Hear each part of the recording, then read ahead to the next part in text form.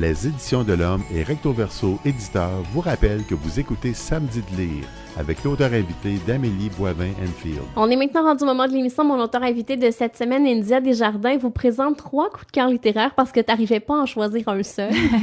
Puis j'ai pris des trucs récents parce que là, c'est comme on parle de littérature générale. Puis aussi, en souci de transparence, je vais dire qu'il s'agit de mes amis, puis que c'est des livres québécois parce que je me disais, tant qu'à parler de livres, j'aime mieux parler de livres québécois, mais en même temps, il faut que je dise que c'est des amis. Donc, c'est des coups de cœur, mais en même temps, c'est aussi des amis. Donc, Mais c'est normal, quand on travaille dans le domaine littéraire, d'avoir des amis qui écrivent des livres. C'est ça, c'est ça. Donc, le premier, c'est Les îles Canaries de mon amie Claudia Larochelle. C'est l'histoire de Louisa Vanier. Tu sais, bon, cette série-là, Vol 459, c'est 4 petits livres qui tournent autour tout du même sujet qui est un écrasement d'avion.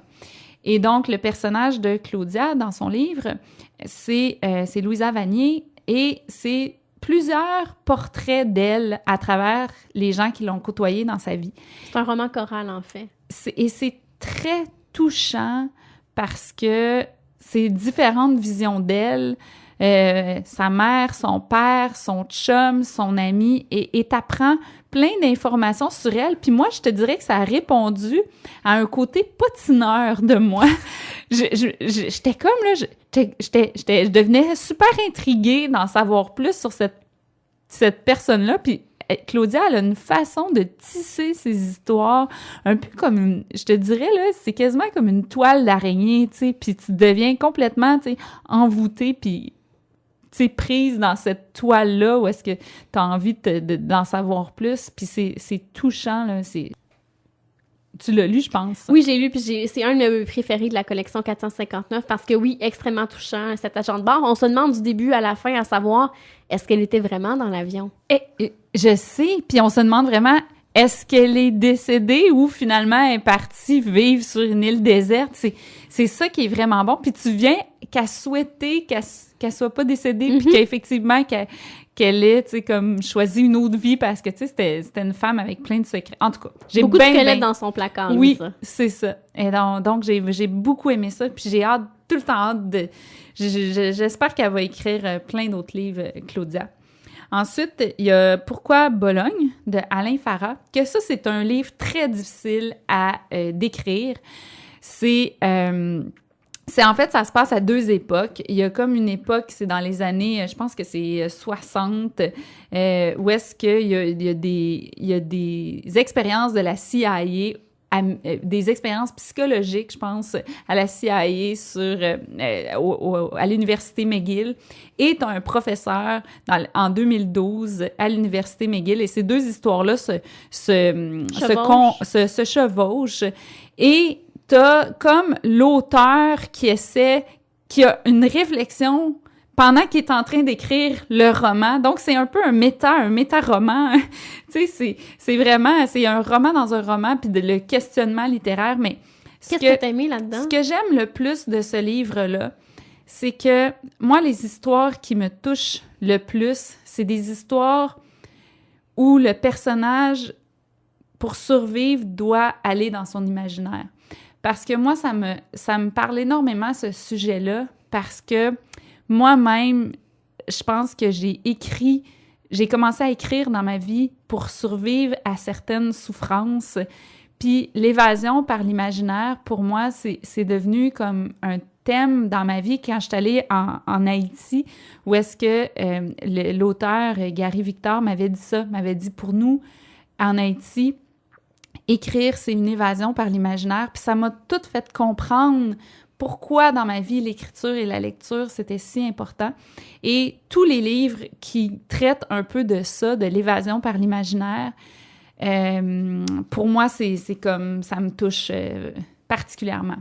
Et quel genre de lecteur aimerait ce livre-là?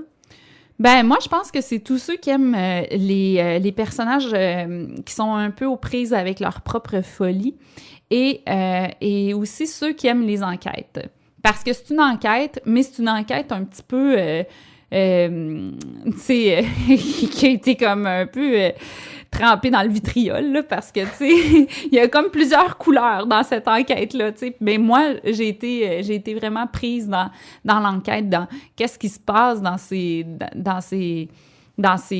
tests-là qui sont faits sur des patients, puis, tu sais, ce personnage-là, c'est qui, puis, tu sais, quel rapport a le personnage avec le narrateur puis le professeur de 2012. Donc, moi, c'est ça qui m'a intriguée.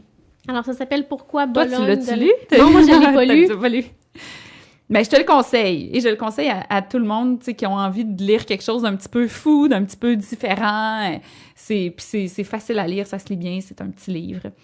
Et en terminant, oui, une autre amie, Annie Lemieux-Gaudreau, qui a sorti son premier livre cette année, ça s'appelle « La peur du loup ». Il va avoir 3 tomes. Le tome 1 s'appelle « Sarah ».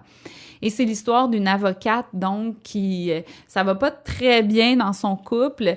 Puis elle décide un peu de se prendre en main dans sa vie, tu sais, comme de quitter son couple et de devenir...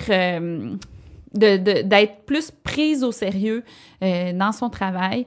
Et j'aime beaucoup... c'est de la chick lit. La chick lit, oui.